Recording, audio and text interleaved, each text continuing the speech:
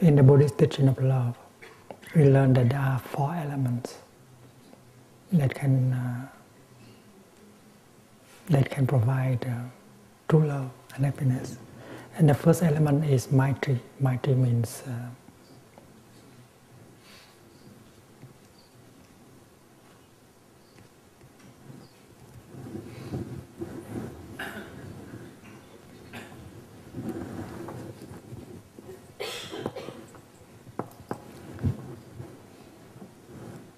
Maitri means friendship, brotherhood. The word Maitri comes from the root Mitra. Mitra means friend. L'amitié, la fraternité. When you love someone, you offer your friendship, your brotherhood. And friendship and brotherhood does not deprive him or her of his or her freedom. When you love, you maintain your whole freedom, and you help maintain the freedom of the person you love. You don't deprive him or her of his or her freedom. The offering of happiness.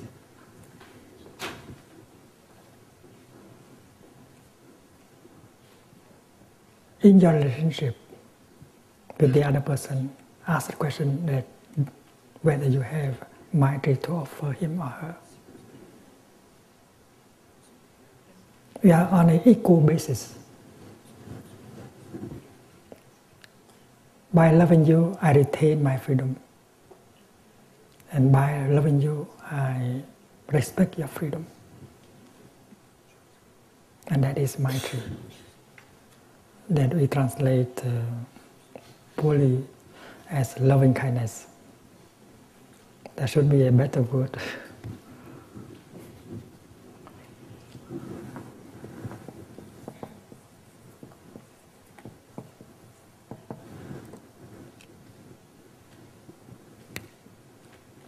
And a friend that does not understand a friend cannot really offer his brotherhood, his friendship. And that is why to cultivate Maitri, you have to cultivate understanding. You spend your time with him or with her, with mindfulness, and you discover every day his need, his difficulties, his obstacles, his deep aspiration. And on that base of understanding, you offer Maitri, happiness. And the second is Karuna.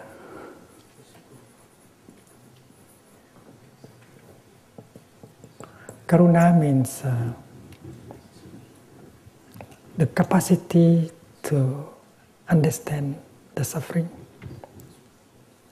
and help remove it, transform it.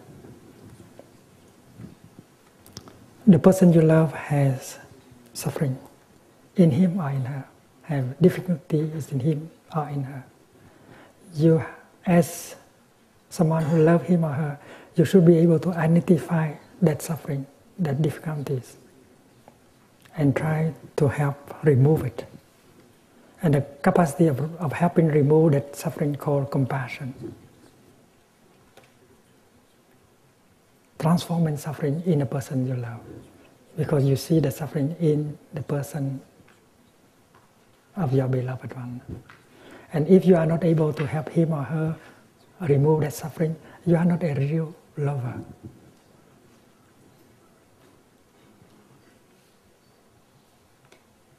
And we used to translate Karuna as compassion.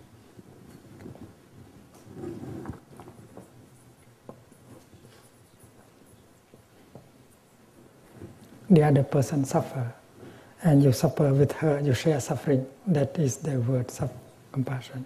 But in true love, you don't have to suffer with him. You understand only. And your capacity of understanding help the other person not to suffer anymore. When a patient comes to a doctor, the doctor is supposed to be able to see what is wrong within the patient, what is the sickness, and the root of the sickness in the person. That is exactly karuna. And the doctor, after having identified the illness and the root of the illness, is capable of prescribing something for the removal of that illness. And the doctor doesn't have to suffer together with the patient. And that is why the word compassion is not perfect in translating. The Buddha also, he sits there, people come and cry with him, and he doesn't have to cry with them. He said, dear friends, I understand your suffering, but there is a way for you to go in order to... If the Buddha spent his time crying with Peter, he doesn't have any time left in order to help with the transformation and healing. So, in your relationship, ask the question as whether you have the element of compassion in your love. If you do, and then you are being very helpful, you are helping that person to suffer less. Your presence already helps that person to feel better. And your speech, your action, your capacity of listening deeply help him or her transform and remove the suffering. And that is the element called karuna. And in our relationship, we should be able to cultivate karuna every day.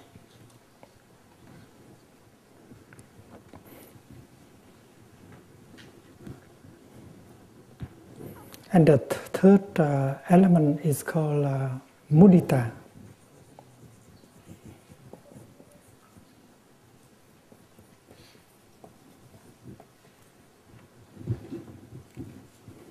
Joy.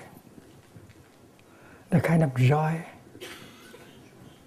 that is shared by both.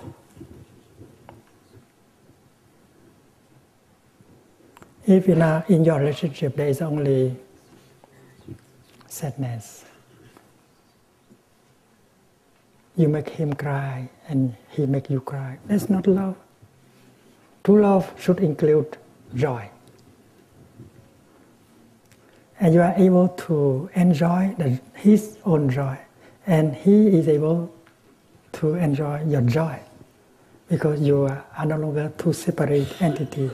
You are one with the person you love. And that is why when you see that person happy, you feel very happy. And when you see that person unhappy, you are able to do something in order to help. You consider his happiness as yours. You don't say, that's your problem. In true love, there is no statement like that.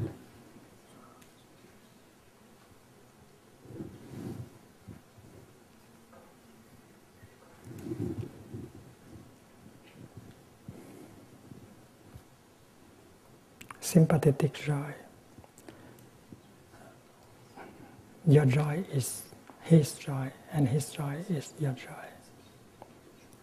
And you have to be able to offer joy. The question is, in your relationship, are you able to offer joy? Or you make her cry all the time? If you make him or her cry all the time, that's not true love. The willingness to love, the willingness to make him or her happy, yes, it may be there. But the capacity to love, to make him or her happy, is not yet there. It is to be cultivated. And the fourth element is upeksha.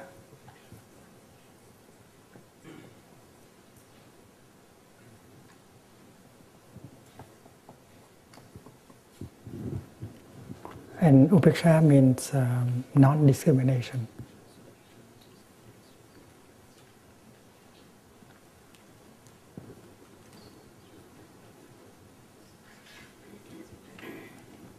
And this is a higher form of love. You love him, it's not because that person belongs to the same race, having the same kind of skin color, or sharing the same kind of spiritual path. It's not because of that. You love that person because that person suffers and needs your love. That's all. Non-discrimination, the path of non-discrimination.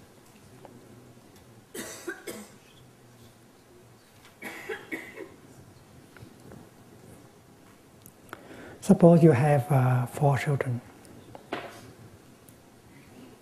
and you realize that all of them are your children.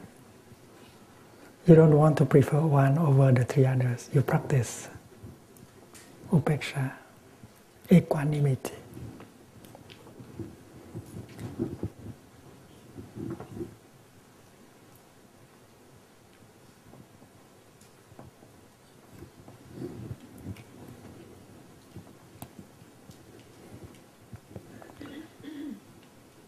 You love Mr. Gary because Mr. Gary speaks for you, but you don't love Mr. Bush because Mr. Bush is doing the thing that you don't like. There is no equanimity in your love. Even if John Kerry has ideas that are close to you,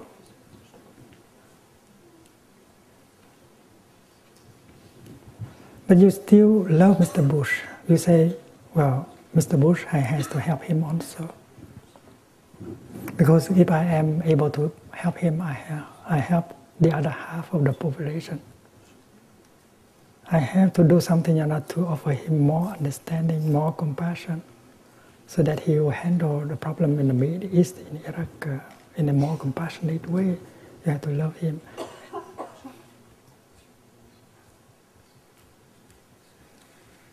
So you love both of them. And for American voters, it's very difficult to persuade them to love both. I have tried, but I have not succeeded.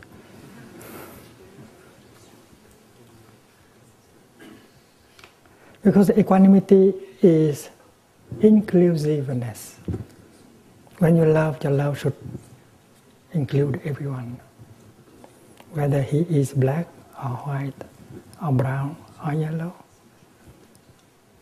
Whether he is Catholic or Protestant or Jew or Buddhist or communist, you have to love them all. That is why equanimity reveals a higher level of love.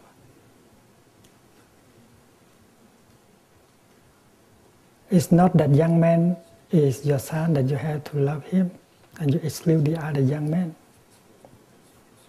You are a true lover. You have to include sons of other families.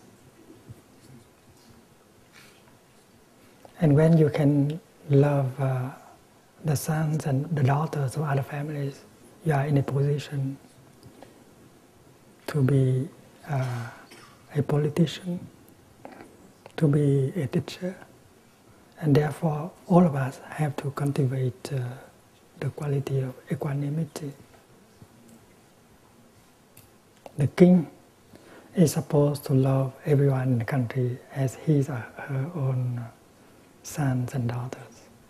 And the king is supposed to practice equanimity.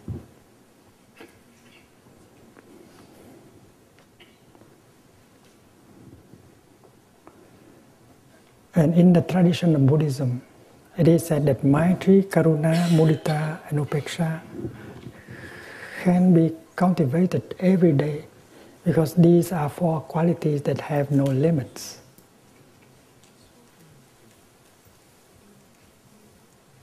Infinite love.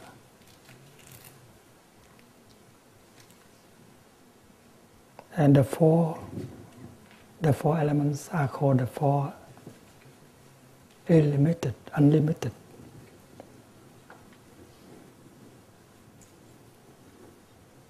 Because the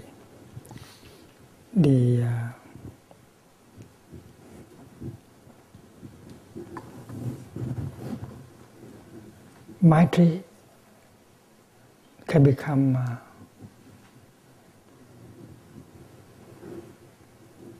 unlimited. And this is kind of love we might call love without frontiers.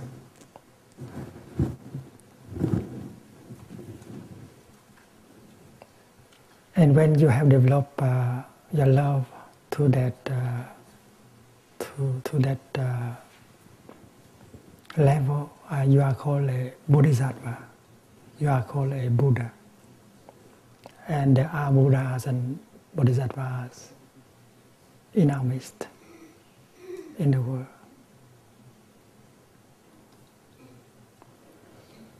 There is an organization of doctors who want to serve people everywhere, not only in France, in Great Britain, but also in Africa, in Asia. And they call themselves Médecins Sans Frontières. Sans frontières, that is the word. Love without limits, frontiers. And you can develop these 4 qualities because when your heart is able to embrace everyone, every living being, it has no longer any frontier. Your heart becomes immense. And when the love in your heart is like that, you don't suffer anymore. You don't suffer anymore. You can accept everything. And the Buddha gave a very beautiful image. He said, suppose you have a bowl of water and you have a handful of salt, and you pour all the salt in the water and you stir. And the water becomes undrinkable. It's too salty. You cannot quell your thirst because that is a solution salty.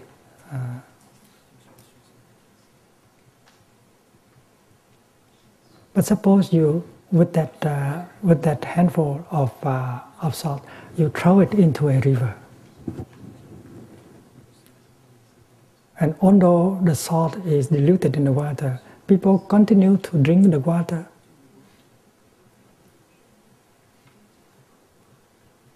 And they don't suffer at all. Why? Because the river is immense. And that is why a handful of salt cannot make the river suffer. And even if you throw a handful after handful, 100, because the river is still immense, the river still doesn't suffer. So the technique is to enlarge your heart, to make it into something unlimited. And when your heart becomes immense, you can accept everything. The small things, like a handful of salt, doesn't make you suffer anymore. And if your heart is small, and small things can make you very unhappy. But in the case you have a big heart that can include everyone, every living being, you don't suffer anymore. And that is the quality of equanimity, all embracing.